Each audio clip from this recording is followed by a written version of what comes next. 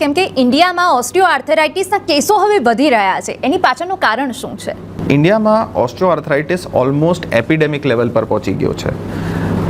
हर एक घर में आप किसी ना किसी ऐसे व्यक्ति को जानते होंगे जिसको घुटने की तकलीफ है, जिसको घुटने में दर्द है, या कोई ना कोई बोन और जॉइंट का तकलीफ होता है।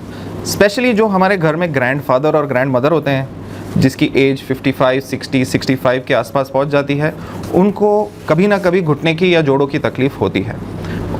इसका कारण सबसे पहले ये है कि India is now a developing country, okay, and we are developing very fast. India में हेल्थ केयरनी जे રીચ છે અને હેલ્થ કેરની જે અવેલેબિલિટી છે બહુ વધી ગઈ છે.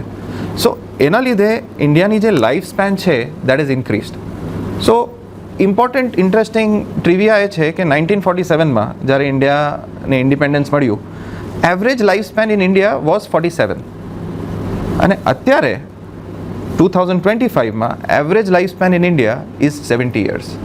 સો આપણી જે લાઈફ સ્પેન વધી ગઈ છે, મેડિકલ ટેકનોલોજી અને મેડિકલ ટ્રીટમેન્ટનું ઇમ્પ્રુવમેન્ટ થયું છે, સો એવરેજ લાઈફ સ્પેન વધી ગઈ છે. સો આપણે વધારે જીએ છે, અને એના લીધે જે ઓલ્ડ એજની જે બધી બીમારી છે એમાં સૌથી ઇમ્પોર્ટન્ટ ઓસ્ટિયોઆર્થરાઇટિસ છે, એ આપણામાં બહુ કોમનલી જોવામાં આવે છે. So this is one of the important reasons.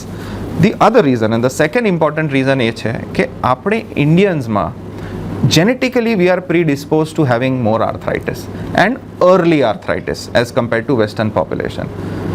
આપણી જે નોર્મલ લાઈફસ્ટાઈલ છે, આપણે જમીન ઉપર બેસીએ છીએ, આપણે ઇન્ડિયન ટોયલેટ યુઝ કરીએ છીએ, આપણે આપણા ગોઠણ ઉપર લોડ વધારે પડે છે, એના લીધે આર્થરાઇટિસનું જે પ્રમાણ છે, આર્થરાઇટિસની જે એક્સપોઝર છે એ બહુ વધારે છે આપણા ઇન્ડિયન પોપ્યુલેશનમાં.